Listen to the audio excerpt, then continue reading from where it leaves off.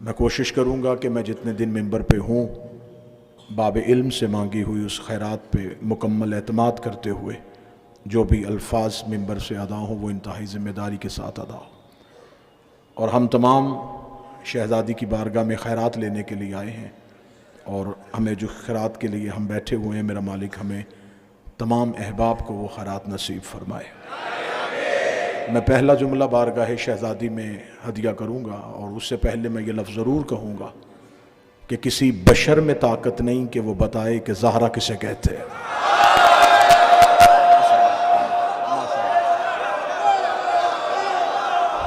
اپنی کم علمی کا سرزمین ہندوستان میں شہزادی کی دہلیز پہ سجدہ ریز ہونے سے پہلے یہ لفظ ضرور کہوں گا، اپنی کم علمی کا اعتراف کرتے ہوئے اور سیدہ کی دہلیز سے مانگی خیرات پہ اعتماد کرتے ہوئے، کسی بشر میں جرت نہیں کہ وہ بتائے کہ حقیقت زہرا کیا ہے، کیونکہ اس شہزادی کی حقیقت پڑھنے کے لیے لہجے کا توحید ہونا ضروری ہے. بادشاہ حسین ان ہاتھوں کو سلامت رکھے، شہزادی کونین ان اٹھے ہوئے ہاتھوں کو سلامت رکھے. کسی بشر میں جرت نہیں وہ بتائے کہ حقیقت زہرا کیا ہے. اس شہزادی کی حقیقت پڑھنے کے لیے لہجے کا توحید ہونا ضروری ہے. لہجہ توحید ہو، لفظ قرآن ہو، سماعت رسول کی ہو، پھر کوئی بتائے کہ زہرا کسے کہتے ہیں. لے جی، پہلی سطر اس دہلیز پہ سجدہ ریز ہوتے ہوئے ادا کروں گا، اور آپ کے چہروں کی زیارت کرتے ہوئے مجھے خبر ہو جائے گی کہ مجھے کس سے مخاطب ہونا ہے اور کن چہروں سے مجھے بچنا ہے. تو میں پہلی ہی سطر ہدیہ کرنے لگا ہوں. جو کعبے سے زیادہ پاک ہو اسے زہرا کہتے ہیں.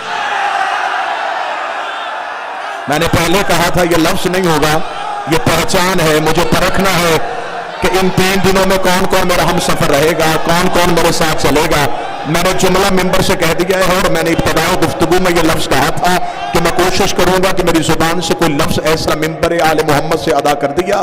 میں نے یہ جملہ کہا ہے، جو کعبے سے زیادہ پاک ہو اسے زہرا کہتے ہیں. ماحول کو آپ نے نہیں دیکھنا، آپ نے بالکل دہلیز پر سجدہ ریز رہنا ہے. میں نے کہا ہے جو کعبے سے زیادہ پاک ہو اسے زہرا کہتے ہیں. کسی بندے کے ذہن میں ہلکی سی بھی خلش ہو، وہ جسے مانتا ہے اسے اس کی قسم وہ ابھی منبر پہ سامنے آئے، مجمع سے اٹھ کے مجھ پہ سوال کرے کہ آپ نے پہلی تقریر میں پہلا ہی جملہ یہ کیوں کہہ دیا، جو کعبے سے زیادہ پاک ہو اسے زہرا کہتے ہیں. وہ جسے مانتا ہے اسے اس کی قسم وہ ابھی مسجد سے، امام بارگاہ سے، گھر سے قرآن لائے، قرآن منبر پہ رکھے. پہلے قرآن سے پوچھتے ہیں کہ کعبہ کتنا پاک ہے، پھر اسی قرآن سے پوچھتے ہیں کہ زہرا کتنی پاک ہے.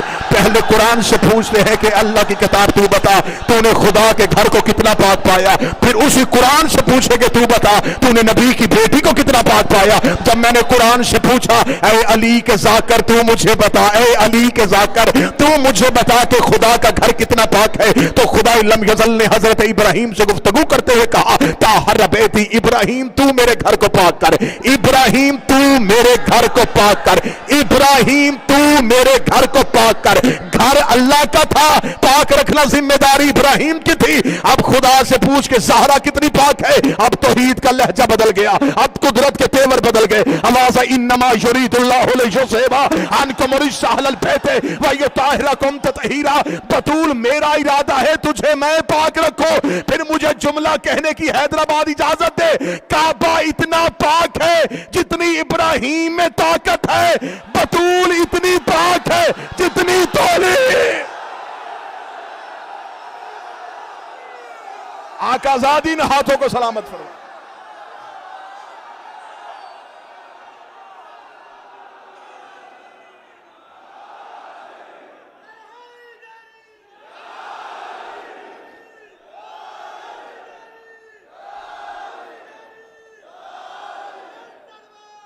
اللہم صلی علی محمد.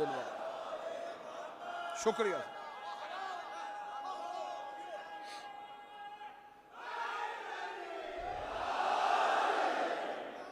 مالک حسین عزت عطا فرمائے. پہلے جملے سے بڑا اچھا انتخاب ہو گیا. جو راہ عشق کے مسافر تھے وہ مجھے نظر آ گئے. کون بتائے گا کہ زہرا کتنی پاک ہے؟ لفظ بطول اس شہزادی کے لیے استعمال ہوتا ہے. بطول نام نہیں، بطول لقب نہیں، بطول عہدہ ہے. جیسے مردوں میں نبوت، خلافت، رسالت، ولایت اور امامت عہدے، عالم خواتین میں خدا نے ایک ہی عہدہ رکھا، بطول. خدا نے کسی مستور کو نبی نہیں بنایا، کسی خاتون کو رسول نہیں بنایا. خدا نے عالم خواتین میں ایک ہی عہدہ رکھا. امامت خواتین کو نہیں دی، نبوت نہیں دی، رسالت نہیں دی، ایک ہی عہدہ دیا، بطول. مردوں میں 5 عہدے، خواتین میں ایک ہی عہدہ. یہاں ایک عہدہ ہے، وہاں 5 عہدے. پھر مجھے جملہ کہنے کی اجازت دینا، یہ ایک بھی 5 کے برابر ہو سکتا ہے. بسم اللہ سر. بزرگوں سے دعا حاصل ہو گئی، میرے آنے کا مقصد پورا ہو گیا. اہل علم تشریف فرما ہے، خطبہ تشریف فرما، علماء تشریف فرما. بطول کہتے کسے ہیں؟ اگر سرزمین ہندوستان میں پھر ایک جملے کی شہزادی سے خیرات مانگوں تو میرا خیال ہے کہ اس سے بہتر جملہ کوئی نہیں ہو سکتا کہ بطول کہتے کسے ہیں. جس مستور کو نماز کے لیے وضو کی ضرورت نہ ہو اسے بطول کہتے. مولا حسین عزت عطا فرما، مالک حسین عزت عطا فرما. شہزادی نے ہاتھوں کو سلامت رکھے. جو کسی شے سے پاک نہ ہو، جو شے کو پاک کرے، جس کی پاکیزگی کی ابتدا کا کسی کو پتہ نہ ہو، کس سے پاک ہے، کتنی پاک ہے، کیسی پاک ہے، اسے بطول کہتے. بطول چیزوں سے پاک نہیں ہوتی، بطول چیزوں کو پاک کرتی.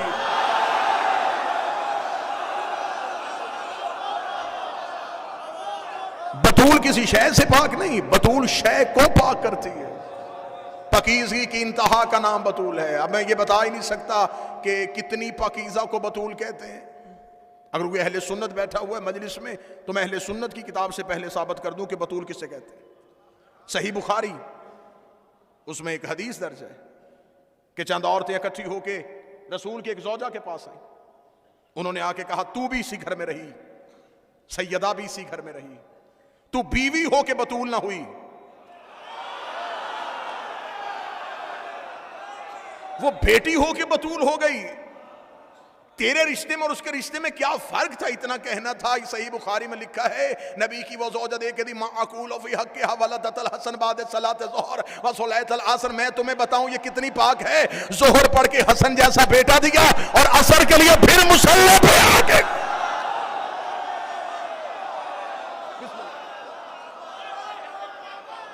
ظہر پڑھ کے. اب یہ بحث جاری ہے نا کہ ان کے ساتھ لفظ ولادت کہا جائے یا لفظ ظہور کہا جائے. کون شیعہ ہے جو نہیں جانتا کہ امام حسن کا ظہور کب ہوا تھا؟ 15 رمضان کو، ظہرین کے وقت. نہ روزہ ٹوٹا،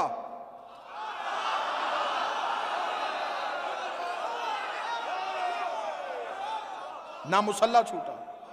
ماں بھی سجدے میں تھی، بیٹا بھی سجدے میں. یہ بستروں پہ نہیں آتے.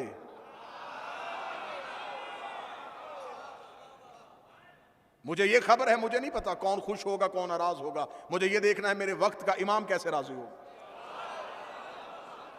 کوشش کروں گا کھرا عقیدہ آپ کو سناؤں، خالصتاً عقیدہ آپ کو سناؤں، اور کوئی بھی لفظ میں ہوا میں نہیں چھوڑوں گا، اس کی دلیل دے کے جاؤں. ان کے ساتھ کیا لفظ استعمال کیا جائے، کون سا لفظ اس کے ساتھ استعمال کیا جائے. پہلے ان کی عزتیں دیکھو، ان کی نسبتیں دیکھو، پھر الفاظ کے قد دیکھو. کون سا لفظ ہے جس کا قد اتنا بڑا ہے کہ وہ ان کے شایان نشان آ سکے.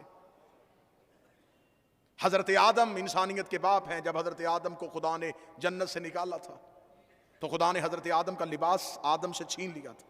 ایسا ہی ہے، قرآن ہے، اس میں تو کوئی دو رائے نہیں کہ خدا نے حضرت آدم کے لباس لے لیا. حضرت آدم کو بغیر لباس کے خدا نے جنت میں، کیونکہ حضرت آدم جنت میں رہنے والے تھے. مالک ہوتے تو یہاں بیٹھ کے بھی منگوا سکتے تھے.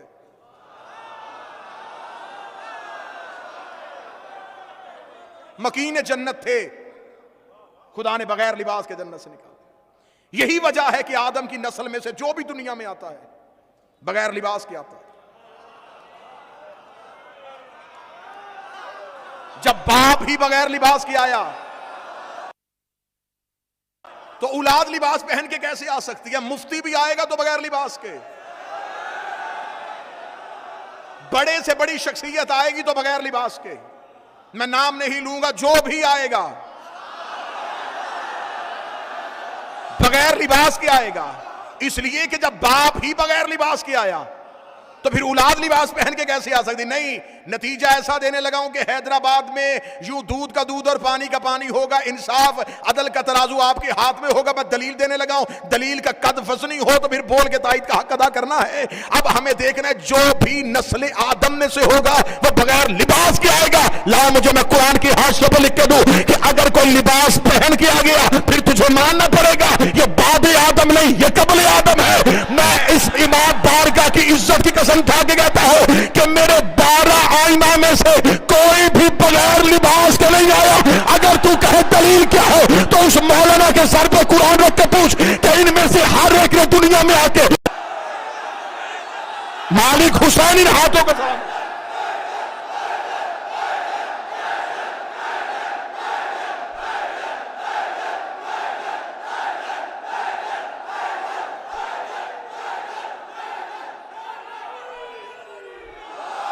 سجدہ بغیر لباس کے نہیں ہو۔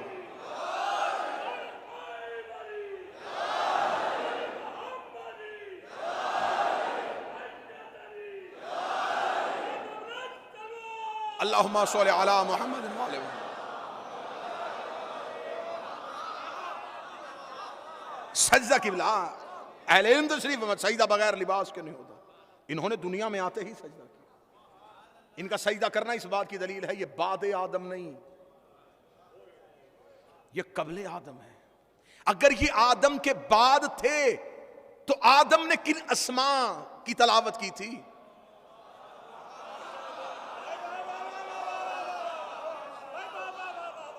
جب خدا نے کہا تھا ابلیس تجھے کس نے منع کیا اسے سجدہ کرنے سے جسے میں نے بنایا اپنے دونوں ہاتھوں سے؟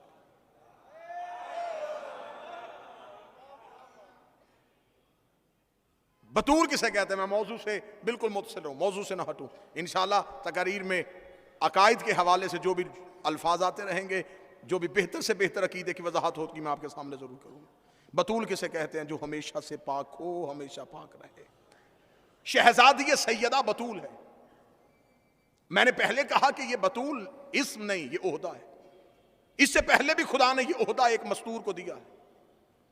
اس بی بی کا نام مریم ہے، وہ جناب عیسیٰ کی والدہ گرامی ہیں وہ بھی بطول ہیں، یہ بھی بطول۔ اب حیدرآباد میں کوئی بندہ یہ عقیدہ نہ لے کے جائے کہ آپ نے کہا تھا کہ بطول عہدہ ہے تو اگر یہی عہدہ سیدہ کے پاس ہے اور یہی عہدہ جناب مریم کے پاس ہے تو اس کا مطلب یہ دونوں بیویاں عہدے میں برابر ہیں۔ نہیں، مریم ہے بطول صغریٰ، سیدہ ہے بطول کبریٰ۔ فرق بتا دیتا ہوں، وضاحت کر دیتا ہوں، وہ صغریٰ کیوں ہے، یہ کبریٰ کیوں ہے۔ ذہن میں سوال تو آئے گا کہ وہ نبی کی ماں ہو کے چھوٹی بطول اور یہ نبی کی بیٹی ہو کے کبریٰ کیسے ہو گئی؟ میں وضاحت کر دیتا ہوں کہ وہ صغریٰ کیوں ہے اور یہ کبریٰ کیوں ہے۔ مریم ہے بغیر شوہر کے بطول،